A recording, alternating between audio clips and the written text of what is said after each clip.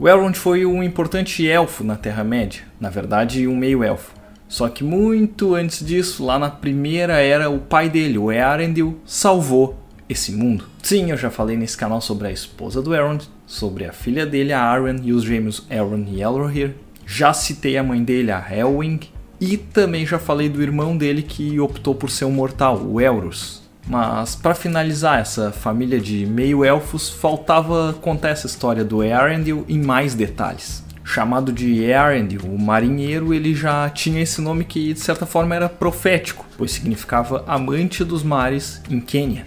Ele também foi o primeiro mortal a entrar em Valinor, sem permissão. Os pais deles, por consequência avós do Elrond, eram o Tuor, que era um senhor entre os homens, e a Idril, uma princesa élfica. Então ele era um meio-elfo que não herdou essa imortalidade da mãe. Ele cresceu em Gondolin, uma cidade élfica escondida no reino de Beleriand, o último bastião seguro na Terra-média contra as forças do Morgoth.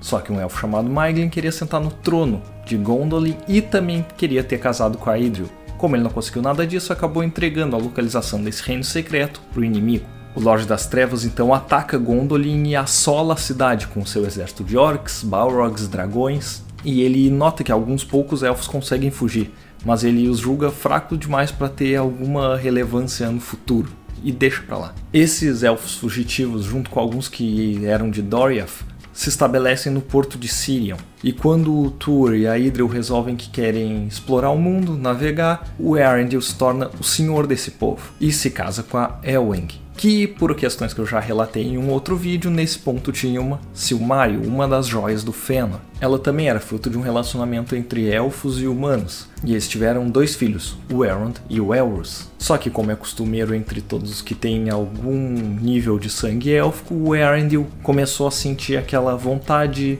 irrefreável de navegar. Sim, porque é muito mais fácil sair por aí de barquinho do que ficar em casa criando 2 filhos pequenos e depois no fim de semana postar foto com eles no Instagram para dizer que é um paizão. Parabéns, pai do Elrond.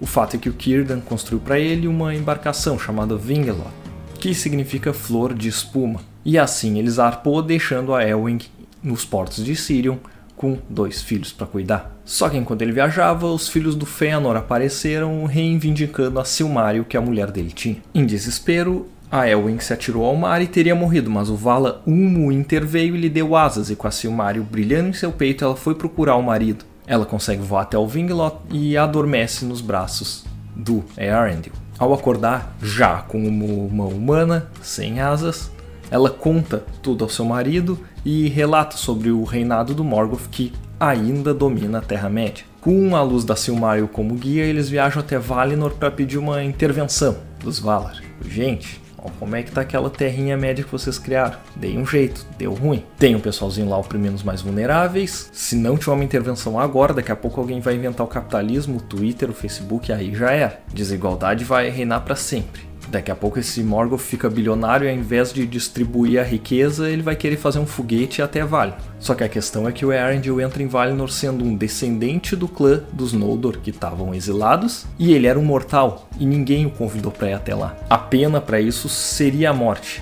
Mas o líder dos Valar, o Manwë, acabou reconhecendo que a chegada dele foi por uma boa causa. Então deu a eles a escolha de querer ser mortais ou não. E por isso, lá na frente, a Arwen também pôde escolher. Ele deixa a decisão para Elwing, que escolhe ser imortal, porque assim eles poderiam viver juntos para sempre, ignorando o fato que ele tinha abandonado ela e navegado de barco para longe antes. O Eärendil consegue convencer os Valar então a não ficarem de braços cruzados com o que estava acontecendo na Terra-média, e aí acontece a Guerra da Ira. Os deuses concedem então ao navio dele, o Vingelot, a habilidade de voar, e assim ele participa da Guerra da Ira e ganha fama por ter derrotado o Ancalagon, o maior dragão dos contos do Tolkien. E depois de um longo combate, o Morgoth é derrotado. Ao fim dessa guerra, o Eärendil resolve que vai navegar para sempre nos céus com seu navio voador, e a Silmaril que eles carregam na embarcação passa a ser a estrela de Eärendil, da qual a Galadriel consegue capturar a luz e entregar em um frasco para o Frodo em O Senhor dos Anéis. Ou seja, até o final da Terceira Era, os feitos do pai do Elrond e do Elros ainda ecoam na Terra-média e contribuem para derrotar o Sauron lá adiante, tá? Tudo interligado. Eu vou aproveitar e deixar aqui nas sugestões 2 vídeos. Um sobre a Celebrian, a Rainha de Prata, esposa do Elrond, e outro sobre o irmão dele, o Elros, que optou por ser um mortal e foi um senhor entre os homens de Númenor. Eu também já falei aqui no canal em outros vídeos sobre os filhos gêmeos do Elrond, sobre esse direito de escolha, de ser ou não um mortal que sempre vem da paternidade, entre outras tantas coisas de Senhor dos Anéis. E pretendo continuar falando bastante de Senhor dos Anéis, cultura pop em geral, mas para isso eu preciso que vocês se inscrevam no canal, curtam esse vídeo, se estiverem curtindo, e deixem nos comentários que outras questões sobre o Senhor dos Anéis vocês querem que eu traga aqui, porque assim o YouTube vai achar que eu sou relevante e vai espalhar esse vídeo. E também cogitem se tornar membros desse canal por apenas R$ 2,99 por mês. Por enquanto já tem alguns vídeos exclusivos, eu pretendo fazer isso mais e mais. E também vou deixar aqui na descrição um link com o livro A Queda de Gondolin, que relata sobre esse reino élfico escondido na Terra-média. No mais, muito obrigado por assistir, conto com vocês, até mais.